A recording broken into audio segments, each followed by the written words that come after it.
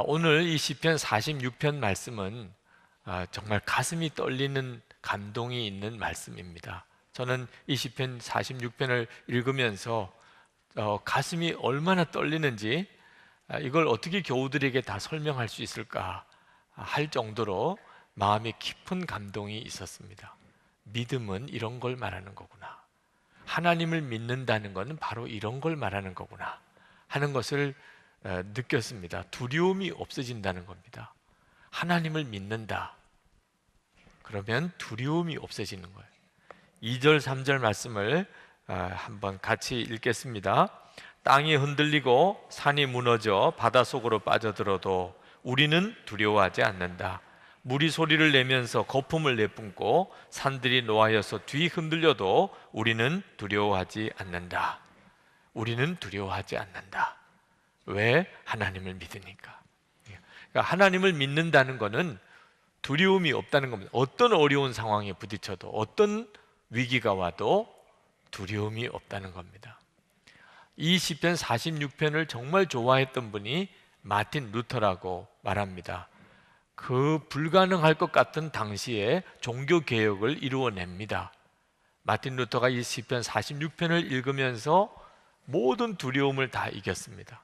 내주는 강한 성이요, 유명한 찬송가가 이 시편 46편에서부터 나온 찬송가입니다. 여러분들은 다 하나님을 믿으시지요? 근데 이런 믿음이 있으십니까? 두려움도 없고 염려도 없는, 이제 내가 진짜 하나님을 믿는구나. 여러분은 그런 믿음을 가지고 계십니까? 우리가 하나님을 믿는다면 마땅히 그러해야 합니다. 그러나 하나님을 믿는다고는 하지만 여전히 크고 작은 어려움 앞에서 두렵고 염려로 가득하고 좌절하고 낙심하는 이유가 뭐이죠? 우리가 아직도 진정한 믿음을 가지지 못했다는 겁니다. 그러면 어떻게 하면 이 시편 46편과 같은 이런 믿음을 가질 수 있을까요? 핵심은요, 정말 열쇠는 함께 하시는 하나님에 대해서 눈이 뜨이는 것입니다. 우리가 두려움이 없는 믿음, 어떤 어려움이 와도 두려움이 없는 믿음의 열쇠는 하나님이 정말 나와 함께 계시는 것에 대해서 눈이 뜨이는 거예요.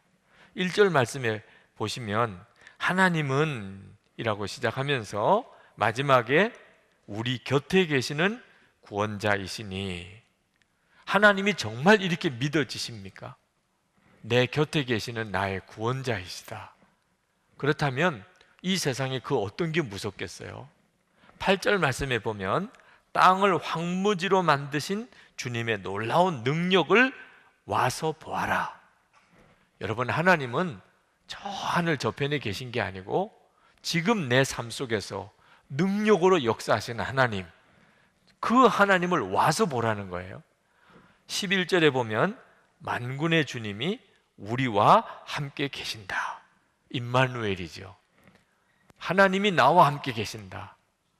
이것이 그냥 머리로 아는 지식이 아니고 실제로 내 체험이 된 사람은 두려울 게 아무것도 없다는 겁니다. 저는 어릴 때부터 또 목사가 되고 난 다음에 무엇이 정말 중요한지를 몰랐었습니다. 저는 그저 목사가 되었으니까 교회의 부흥 성장을 시키면 하나님을 가장 기쁘시게 하는 것인 줄 그렇게 생각했습니다. 그래서 그저 주야로 제 마음의 소원은 어떻게 하면 내가 담임하는 교회를 부흥 성장시킬까? 설교를 어떻게 하면 잘할 수 있을까? 어떻게 하면 기도의 능력을 받을 수 있을까? 심지어는 제가 인물이 잘났으면 교회가 더 부흥했을 텐데, 이런 생각도 했었을, 참 어리석고 바보 같은 목사였습니다. 그래도 그나마 그렇게 애를 쓰다 보니까 교회는 좀 부흥 성장했는지 몰라도 이 시편 46편에서 말하는 이런 믿음을 갖지를 못했습니다. 제가 처음부터 하나님과의 친밀함, 나와 함께 계시는 그 주님을 아는 눈이 열리는 훈련을 했었다면 아마 지금쯤 제게 있어서는 엄청난 믿음의 용사가 되어져 있었을 것입니다.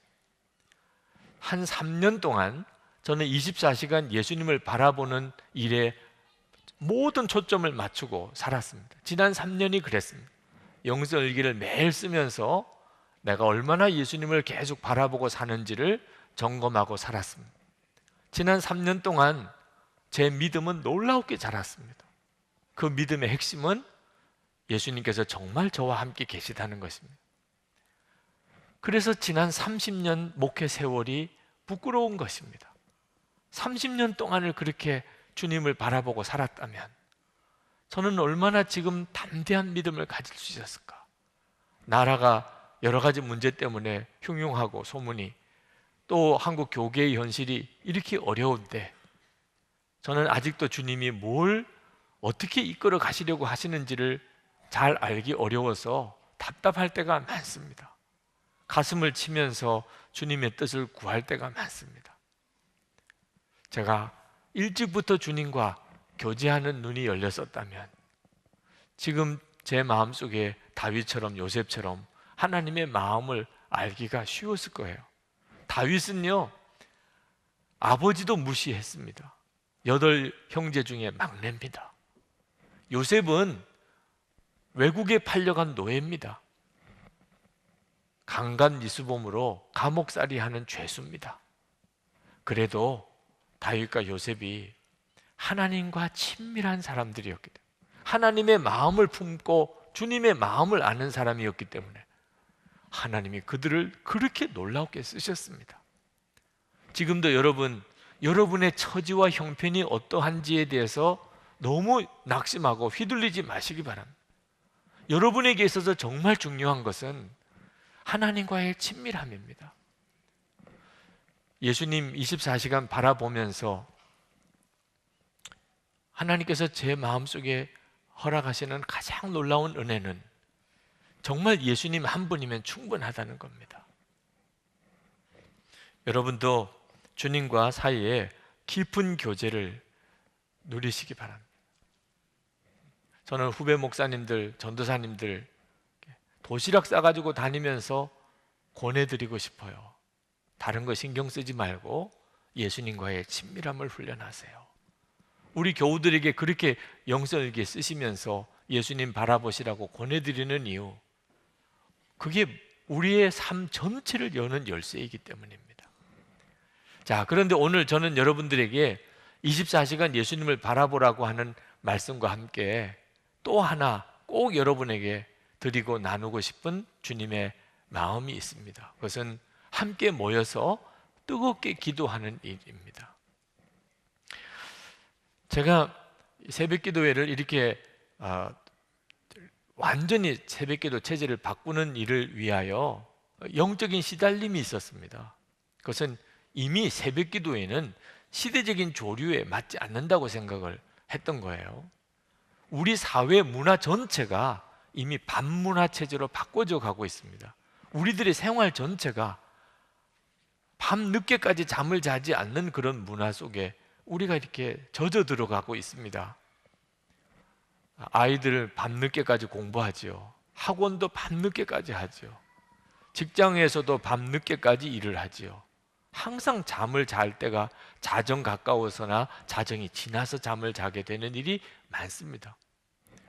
24시간 일을 해야 되는 직장들도 많아졌고, 또 육신적으로 이 새벽에 일어나는 일이 점점 어려워지더라고요. 우리 교우들 중에도 그런 분들이 많으십니다.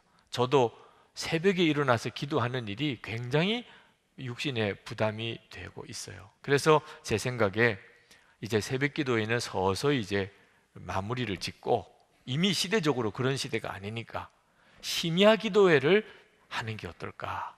밤 10시쯤 그렇게 심야 기도를 하는 게 오히려 시대적인 조류에 맞겠구나, 이런 생각을 하기도 했었습니다. 그런데 하나님께서 새벽 기도회를 말씀하시니 이게 정말 하나님이 말씀하시는 게 맞는 건가 하는 생각을 하게 되지요. 어느 목사님께서 미국에서 목회를 하시다가 새벽 기도를 해야 되겠다, 그런 마음이 드셔서 미국인 교회를 빌려서 쓰고 있었는데 그 미국인 교회 담임 목사님을 찾아갔었다고 그래요. 그래서 우리가 새벽 기도회를 하려고 하니 교회에 사용하는 걸 허락해 주십시오. 그랬더니 그 미국 목사님이 깜짝 놀라면서 아니 새벽 5시에 모이겠다는 것입니까? 하고 묻더래요. 그렇습니다. 새벽 5시에 우리가 기도회를 하려고 합니다. 아니 그럼 목사님이 새벽 5시에 설교를 하시겠다는 겁니까? 예, 제가 새벽 5시에 나와서 인도하려고 합니다. 아니 그걸 매일 하겠다는 겁니까? 네, 그걸 저희가 매일 그렇게 하려고 합니다. 그랬더니 그 목사님이 죽으려고 하십니까? 그러시더래요. 그 목사님 생각에는 매일 새벽 기도에 5시에 목사가 나와서 설교까지 해야 되는 일은 이 목사에게는 그건 죽는 걸 의미한다고 느껴지더라는 거죠. 그래도 새벽 기도회를 하시겠다고 하니까 그 목사님께서 하시는 이야기가 새벽 5시에는 하나님도 주무십니다. 그러시더래요. 지금 우리가 정말 그런 심정일 시대에 우리가 살고 있습니다. 아니 새벽 5시에 하나님께 나와서 기도를 해야 되나? 근데 그 목사님의 이야기를 들으면서 제 마음에 새벽 5시가 중요하구나 하나님께. 여러분 우리 사회의 어떤 문화에도 새벽 5시에 우리를 불러내는 데는 없습니다. 아무리 직장 생활이 바빠도 새벽 5시에 나와서 일하라고 하는 데는 없습니다.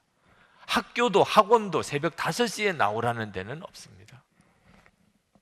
아무리 애인도 말입니다. 새벽 5시에 데이트하자고 하지는 않습니다.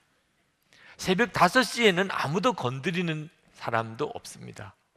그러니 하나님만이 우리에게 새벽 5시를 요구할 자격이 있으신 분이죠. 그분은 우리의 하나님이시니까.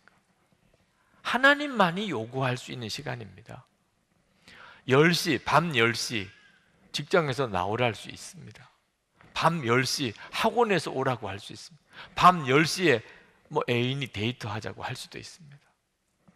근데 새벽 5시는 어느 누구도 건드릴 수 없는 시간이잖아요. 여러분 오늘 본문 말씀은 아주 유명한 말씀인데 5절에 보면 동틀녘에 하나님이 도와주신다 라는 말씀을 하고 계십니다.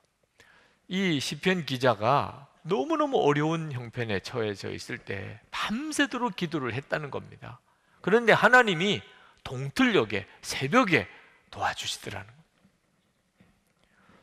자, 이 말씀을 문자적으로 그대로만 보면 새벽 기도에 하나님이 응답하신다, 새벽 기도할 때 역사하신다, 그런 뜻입니다. 개역 성경으로 읽으면 유명한 구절이죠. 새벽에 하나님께서 도우시리로다 하는 말씀입니다. 지금 새벽 기도 리뉴얼을 하고 있죠. 지금 있는 이 상황과 이 본문이 어쩌면 이렇게 딱 맞죠? 마치 짜맞춘 것처럼 하잖아요. 여러분들 중에는 아마 새벽 기도 때문에 제가 일부러 이 본문을 택해서 오늘 설교하는 거라고 생각하실 분도 있습니다. 근데 이 시편 46편은 그냥 순서대로 읽어온 거예요. 제가 이 시편 46편 설교 준비하면서 얼마나 제가 마음의 충격과 도전을 받았는가 여러분 상상하실 수 있겠습니까? 하나님이 이 일을 하고 계시구나. 새벽에 모여서 기도하라고 하나님이 역사하시는 것이구나. 그렇게 마음이 깨달아지는 것입니다. 여러분 이 새벽이 하나님이 역사하시는 대단히 중요한 시간입니다. 성경을 읽어보면 이스라엘 백성들이 출애굽할 때 그때 불기둥과 구름기둥으로 이스라엘 백성을 인도했는데 이 구름기둥과 불기둥이 언제 움직이기 시작했냐면 새벽입니다. 새벽. 그래서 항상 구름기둥과 불기둥을 새벽에 바라보는 사람이어야 구름기둥과 불기둥에 따라서 반응하고 움직일 수 있었던 거예요.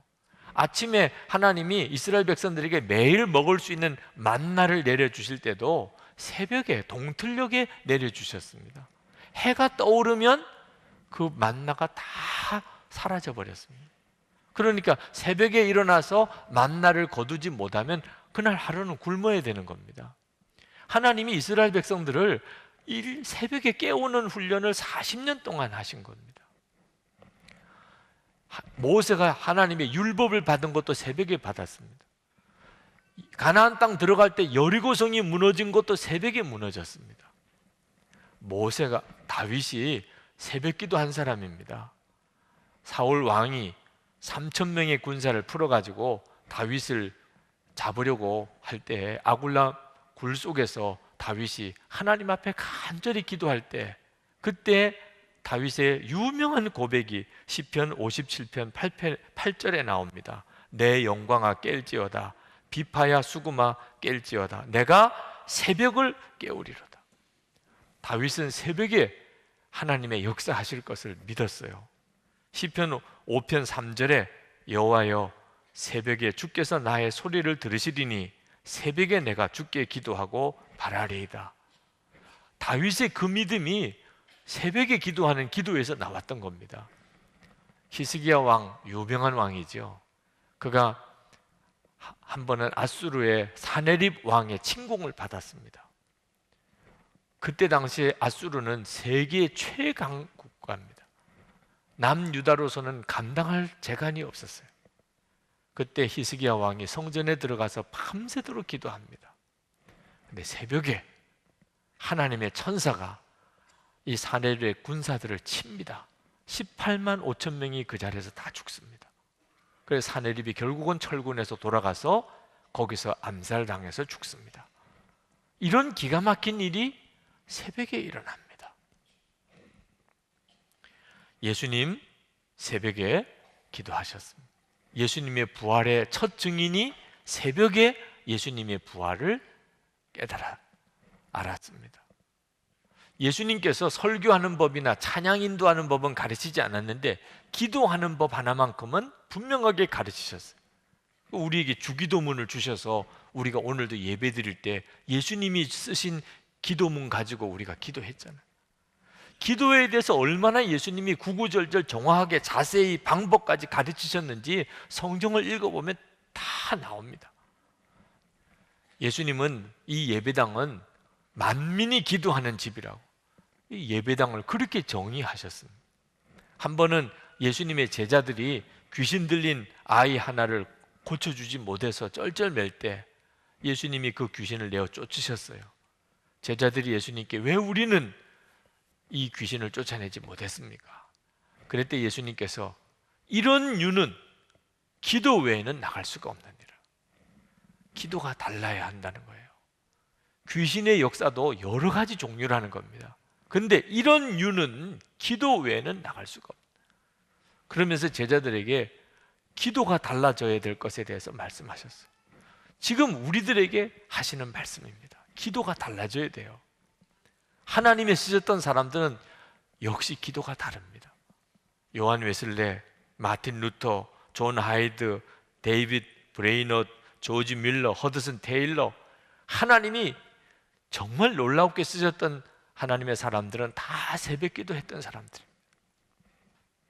여러분, 새벽에 기도하는 일에 대해서 여러 가지 마음의 어려움이 있습니다. 왜? 마귀가 극구 막기 때문입니다.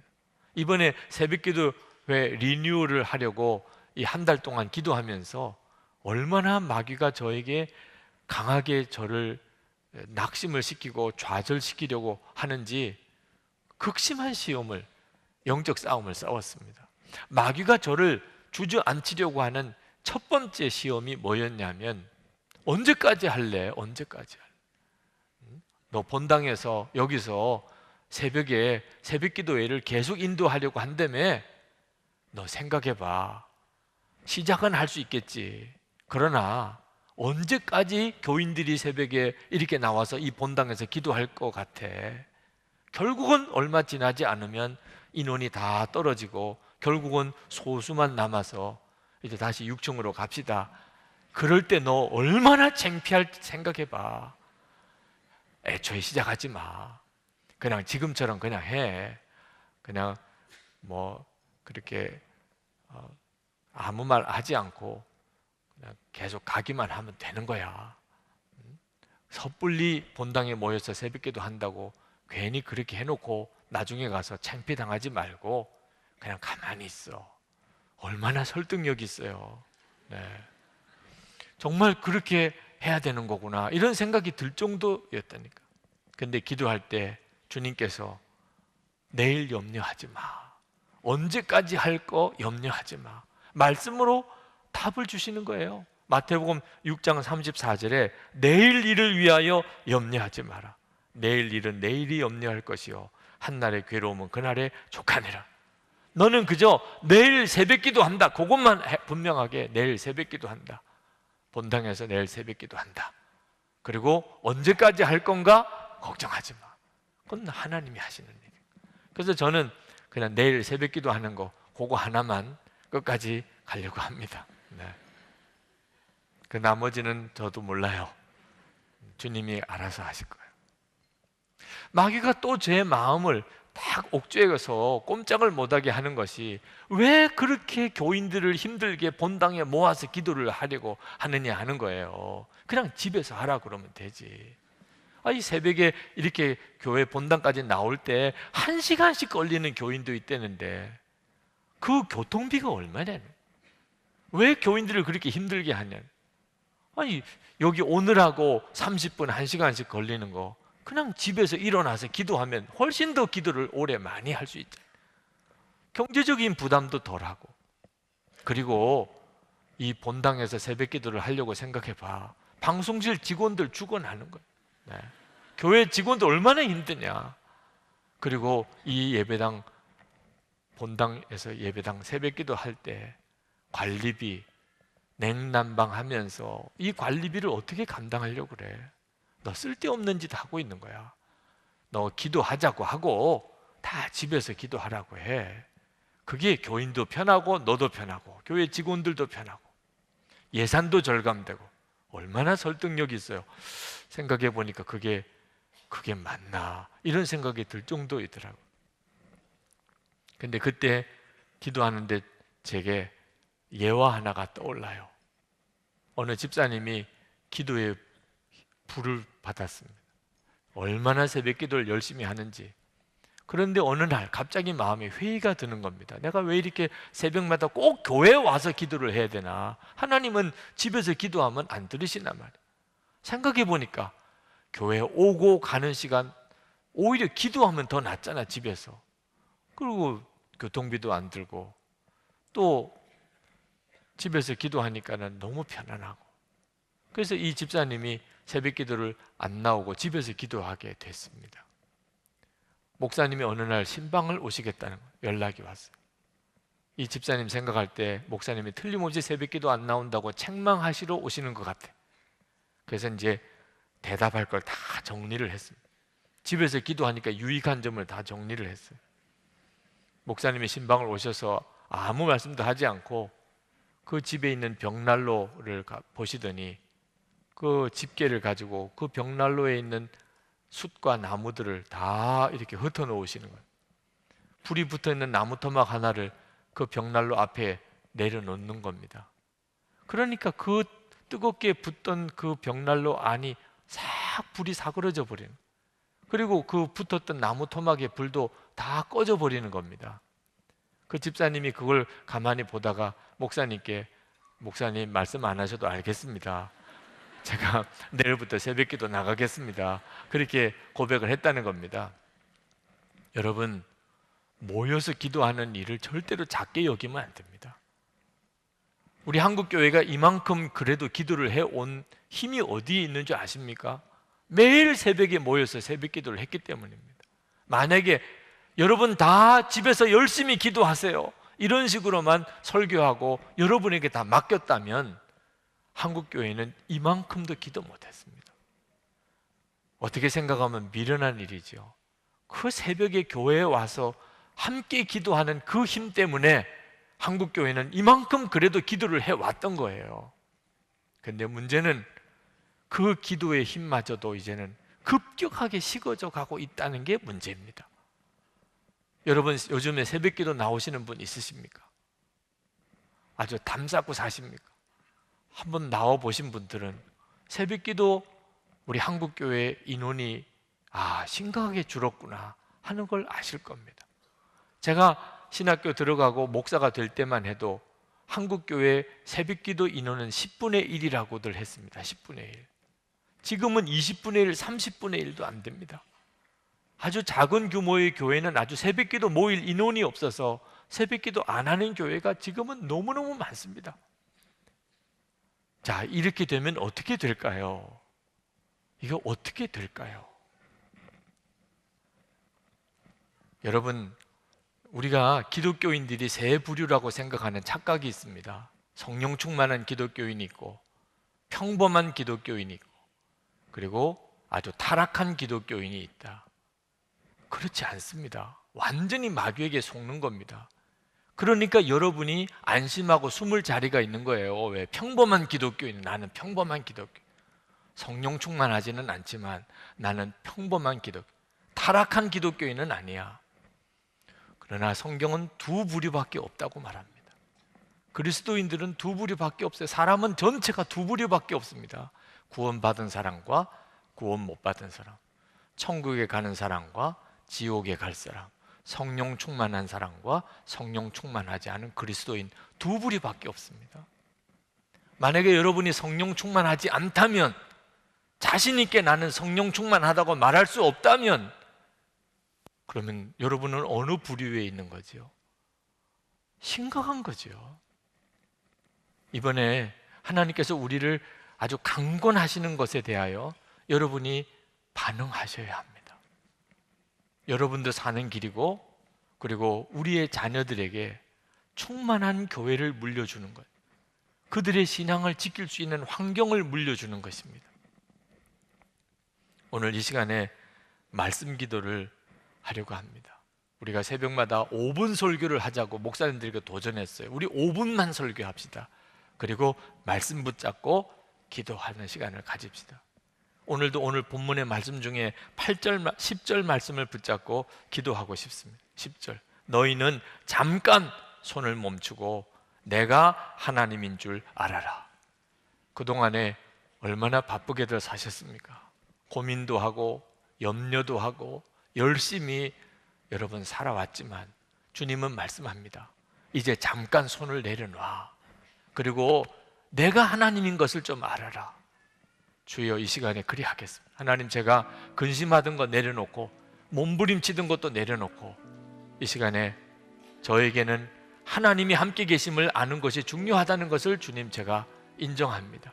제 눈을 열어서 하나님이 하나님이신 것을 보게 해주소서. 하나님이 저와 함께 하심을 보게 하소서. 하나님 바라보는 눈을 주여 열어주소서. 그리고 제 인생을 주님 이끌어 주시옵소서. 통성으로 우리 기도하겠습니다. 은혜와 사랑이 충만하신 아버지 하나님,